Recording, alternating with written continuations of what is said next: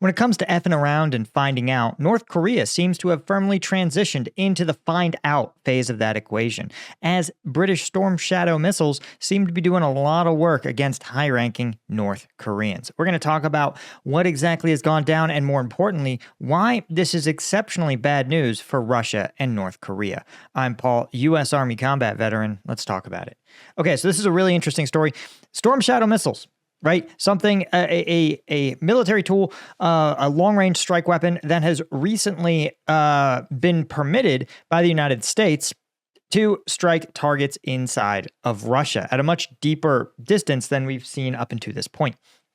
Now, an interesting note about Storm Shadow missiles, and this is one of the things that's part of kind of a larger gripe I have, essentially, is that because they use U.S. manufactured parts, the United States says if you want our parts, you have to give us the authority to decide when and where you use your missiles, right? So that really calls into question whether this can even be thought of as a British military missile and more like a British military operating effectively a United States missile. And so this is part of a larger gripe that I have with kind of the European defense establishment because they depend so heavily on the United States, not just for their technology, but also for essentially having a military, right? The German military, prior to the invasion of Ukraine, the German military had 0 operational tanks. And so their national defense strategy was essentially hope the U.S. arrives in time, which means that that Germany can't do anything that the U.S. doesn't approve of because, again, they literally don't have the capacity to do it. It's like saying if you depend on your friend for a ride, you don't get to decide where you go. Your friend decides where you go, and if you're lucky, he'll take you where you ask. So I think the conflict in Ukraine, or the Russian full-scale invasion of Ukraine, rather, has made Europe finally start to reassess that stance and say, maybe we should be able to make our own decisions. Maybe we should finally buy a car of our own. So the Storm Shadow missile, though, now that it's allowed to be used, reportedly struck what they're calling a Russian Presidential Affairs Directorate in Kursk Oblast. Now, this is interesting for a couple reasons. This was an underground facility, right? And generally in this conflict, underground facilities are fairly protected. Other than direct hits, if you can get underground, you're relatively safe. It supposedly killed 18 military personnel and wounded 500 others, according to a Telegram channel that generally has provided consistent insider information. But what's most interesting is the who of who was killed, right? One was Lieutenant General Valery Solochuk. This is a Russian general with a wealth of experience. He was a commander in the DNR in 2014, so a decade of fighting in Ukraine. And so reportedly, that also wounded 3 North Korean military representatives, 2 male officers and a female identified as a medic, but someone who may have been serving as a translator. Now, this is really some interesting stuff. Again, there were numerous Russian officers among that casualty list, supposedly 13 sappers, including a deputy chief of staff. And what I find most interesting about this is that what you have is supposedly, it sounds like what was struck was a sensitive command center. And in fact, we're going to take a look here. There's one other story that really, I think, sheds even more light on this.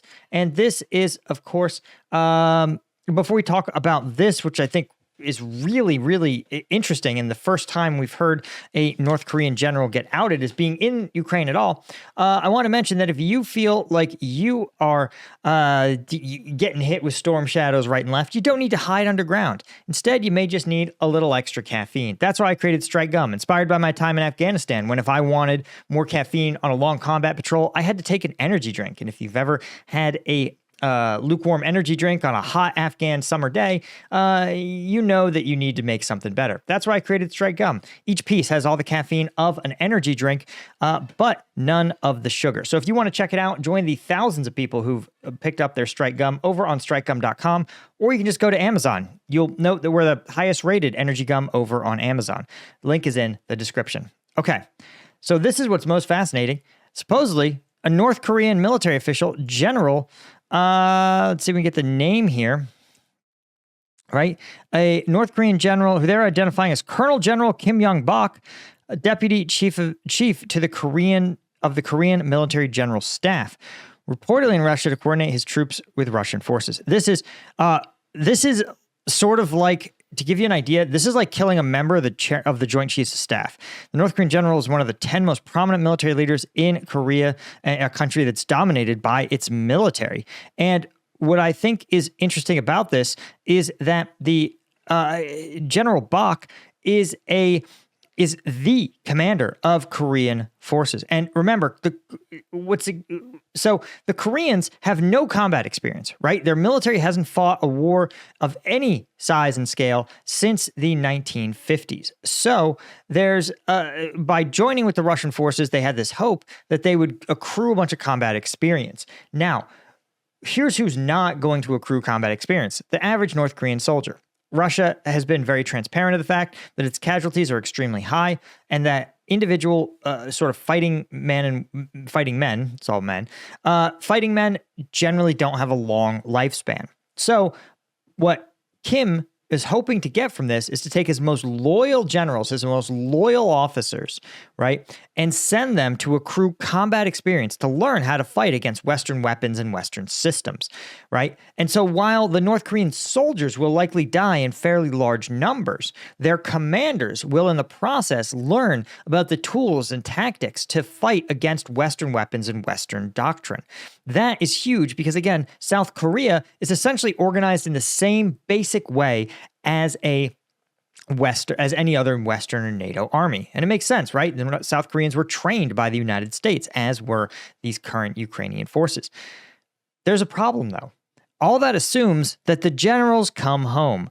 And so that's why I actually think that more than just Ukraine, I think the West in general, the South Koreans and the United States, who have been frankly enemies of the North, and who the North has explicitly said their goal is to destroy the United States entirely, it's not a shocker for them to say, listen, we want to make sure that the North Koreans find out what's up, right? Get a taste of war up close and personal. And taking out one of the most loyal North Korean generals is huge. Now, I want to point out that I said he was injured. So injured in a strike can run a huge range of situations. So, for example, if he was using the bathroom when the strike hit and it knocked over his porta potty, and he got a concussion or he cut up his finger, technically he's injured. He would also be injured if a piece of shrapnel passed through his brain and he was a vegetable, right, in a permanent coma. He's not dead, right? His family isn't having a funeral. Both of those things constitute injured. So it's tough to know, is he so injured that he's not going to return to duty for days, or that he's going to return to duty relatively promptly? The problem, though, is, again, that the message is clear from the West, which is we are going to and willing to find you and kill you. And you have to understand, too, that this is not easy, okay? This requires some signals intelligence. It requires insiders feeding intel to the West, and it requires reliable North Korean or Ukrainians who are going to launch these Storm Shadow strikes. So the fact that, though, that they went after a command post in Mariino is really a sign, again, that the U.S. wasn't playing around when it said explicitly that they enabled the use of Storm Shadows and ATACMS as a direct response to, and explicitly to punish, North Korea for entering this war as a belligerent. Now, again, unfortunately, long-range strikes are not the same thing as actually eliminating the North Korean contingent. Because the problem is, again, you may note that just like conscripts, right, North Korea always has one more officer that it would be able to put out onto the battlefield. So while this extremely experienced, extremely high-ranking officer, extremely trusted officer may be out of the fight, his deputy or his replacement may already be on station. Again, reportedly, there's around 500 North Korean officers who are out here, and that contingent are the ones who are really going to be accruing experience if they can live long enough. Anyway, guys, hit that subscribe button. That's all I had. Thanks to James Sterling, Steve Moran, Doug Beck, Alan Knutson, Bastian Himmerling, Brian Kelly, Dale McCombs, James Ola, Henry Roos here, as well as all of our Lieutenant tier members. I couldn't do it without you guys. I appreciate you so much, and I'll see you in the next one. Cheers.